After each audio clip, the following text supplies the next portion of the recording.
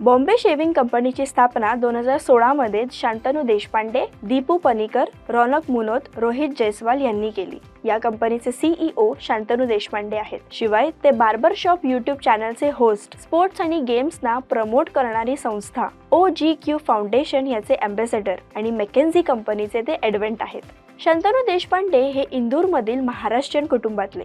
त्यांचा जन्म दलस इथे झाला।